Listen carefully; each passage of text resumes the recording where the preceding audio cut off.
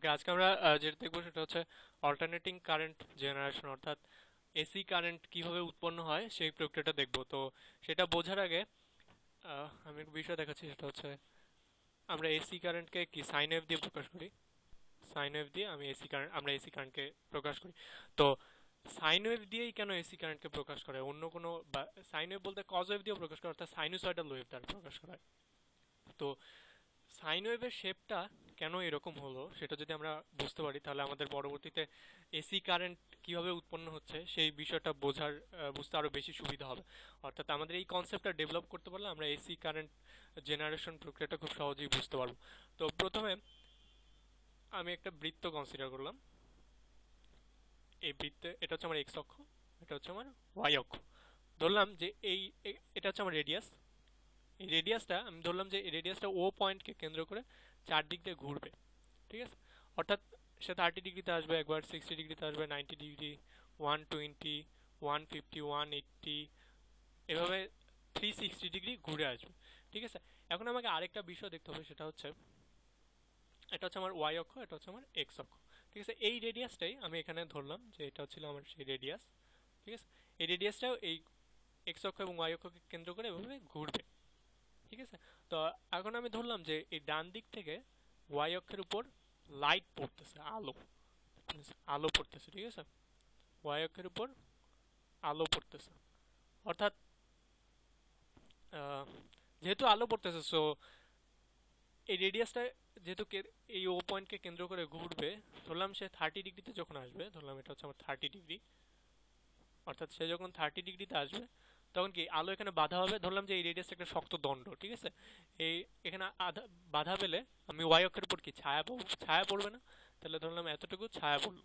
ঠিক আছে, এখন রেডিয়াসটা ঘুরে যখন 60 ডিগ্রিতে আসবে, ধরলাম যে এটা হচ্ছে আমার 60 ডিগ্রি পয়েন্ট, 60 ডিগ্রিতে অবস্থান করবে, তখন আমি আবারও একটা ছায়া পাবো, কিন্তু এই ছায়াটা হবে 30 ডিগ্রিতে যে ছায়া পেয়েছিলাম তার চেয়ে অনেক বড়, মানে লম্বা ছায়া পড়বে।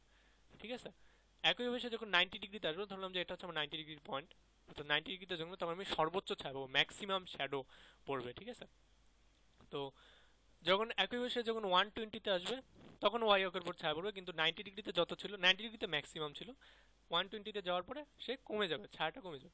এখন মনে হতে পারে যে আলো যেহেতু এদিক দিয়ে পড়তেছে এবং 120তে যখন সে এভাবে অবস্থান করে, তখন ওয়াই অক্ষের কিভাবে ছায়া পড়বে।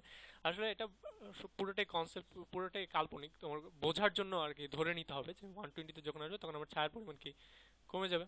একইভাবে যখন সে 150তে আসবে তখন ছায়ার পরিমাণ আরো কমে যাবে। আরেকটা বিষয় সেটা হচ্ছে সে যখন এক্স অক্ষের উপর অবস্থান করবে, এক্স অক্ষের উপর অবস্থান, তখন কিন্তু আমি ওয়াই অক্ষের উপর কোনো ছায়া পাচ্ছি না। ঠিক আছে, একইভাবে সে যখন 180তে অবস্থান করবে, 180তে অবস্থান করবে, 180তে অবস্থান করবে, তখন কিন্তু কোনো ছায়া পড়বে না ওয়াই অক্ষের উপর। ঠিক আছে, তো এখন এটাকে আরেকটু বড় করে দেখতে হবে, সেটা হচ্ছে এটা হচ্ছে আমার সেই বৃত্তটা, এবং এই বৃত্তের এটা হচ্ছে এক্স অক্ষ, এটা হচ্ছে ওয়াই অক্ষ। আমি এক্স অক্ষকে ধরলাম, আমি অনেক বর্ধিত করে দিলাম। ঠিক আছে, আমি এখানে বিভিন্ন ডিগ্রি নিচ্ছি, মানে বিভিন্ন পরিমাণ নিচ্ছি। 0 ডিগ্রি, এটা হচ্ছে আমার 30 ডিগ্রি, এটা হচ্ছে আমার 60 ডিগ্রি, এটা হচ্ছে আমার 90 ডিগ্রি, 180, 180, 180 না নিয়ে আমি আরো কম নিতে পারি, সেটা হচ্ছে 90-র পরে 120 নেওয়া যায়, 120, তারপর হচ্ছে 150, 180, তারপর হচ্ছে এদিকে আমি নিচের দিকে 270 নিলাম। 270 হচ্ছে ঋণাত্মক দিকে ম্যাক্সিমাম, এটা হচ্ছে আমার 270 ডিগ্রি, 270 ডিগ্রি। ঠিক আছে, একইভাবে এটা হচ্ছে আমার 360 ডিগ্রি। ঠিক আছে, তো এখন এই যে রেডিয়াসটা যখন সে 0 ডিগ্রিতে অবস্থান করতেছে, ধরলাম যে আলো পড়তেছে ওয়াই অক্ষের উপর। ঠিক আছে, তা আলো যেহেতু পড়তেছে, ধরলাম এই রেডিয়াসটা যখন 0 ডিগ্রিতে অবস্থান করবে, তখন কিন্তু আমি ওয়াই অক্ষের উপর কোনো ছায়া পাচ্ছি না। ঠিক আছে, সে ধরলাম যে 30 ডিগ্রিতে আসলো, 30 ডিগ্রিতে আসলে আমি কি এতটুকু ছায়া পাচ্ছি, এই পরিমাণ ছায়া পাচ্ছি। ধরলাম ছায়ার এই ছায়ার সমান্তরাল করে আমি এদিকে অনেক অসংখ্য রেখা আঁকতে পারি না। তাহলে আমি 30 ডিগ্রিতে যেহেতু ছায়া পাইছি, তো এই যে 30 ডিগ্রি, এটা হচ্ছে আমার 30, যদিও আমার লেখা বোঝা যাচ্ছে না। 30 ডিগ্রিতে এই ছায়ার সমান্তরাল করে আমি 30 ডিগ্রিতে একটা রেখা টানলাম, যেহেতু আমি 30 ডিগ্রিতে এই পরিমাণ ছায়া পাইছি। এখন রেডিয়াসটা যখন ঘুরে 60 ডিগ্রিতে আসবে, ধরলাম এটা হচ্ছে আমার 60 ডিগ্রি পয়েন্ট, তাহলে কি ছায়ার পরিমাণ ওর বেড়ে গেছে। তাহলে এই ছায়ার সমান্তরাল করে আমি 60 ডিগ্রিতে একটা রেখা টানলাম। একইভাবে সে যখন 90 ডিগ্রিতে আসবে, তখন আমি কি সর্বোচ্চ ম্যাক্সিমাম ছায়া পাবো, ম্যাক্সিমাম শ্যাডো পড়বে। তাহলে এই 90 ডিগ্রিতে ছায়ার সমান্তরাল করে আমি 90 ডিগ্রিতে একটা রেখা টানলাম। একইভাবে সে যখন 120তে আসবে, তখন কি ছায়ার পরিমাণ কমে যাবে। একইভাবে এটা সমান্তরাল করে 120তে একটা রেখা টানলাম। আবার যখন সে 150তে আসবে, তখন ছায়ার পরিমাণ কি আরও কমে যাবে। তাহলে এই 150তে আমি একটা এই ছায়ার এই ধরলাম যে এতটুকু ছায়া পড়লো, তাহলে এই ছায়ার সমান্তরাল করে একটা 150তে রেখে টানলাম। সে যখন 180তে আসবে, তখন কিন্তু কোনো ওয়াই অক্ষের উপর ছায়া পাচ্ছি না, দ্যাট মিনস ওয়াই অক্ষে আমি কোনো রেখা টানতে পারলাম না। এখন একইভাবে সে যখন বিভিন্ন দিকে এই 360 ডিগ্রি ঘুরে আসবে, তখন আমি অর্থাৎ সে যখন ঋণাত্মক দিকে আসবে, তখন আমি ঠিক এরকম কয়েকটা রেখা পাবো নিচের দিকে, যেহেতু ওয়াই অক্ষের ঋণাত্মক দিকে আসবে, তখন আমি ঋণাত্মক দিকে কতগুলো রেখা পাবো। সে যখন 270 ডিগ্রিতে আসবে, অর্থাৎ ঋণাত্মক দিকে ম্যাক্সিমাম আসবে, তখন আমি ঋণাত্মক দিকে সর্বোচ্চ ছায়া পাবো। আলো কিন্তু নিচেও পড়তেছে, এদিকেও পড়তেছে, তাহলে ঋণাত্মক দিকে আমি সর্বোচ্চ ছায়া পেলাম।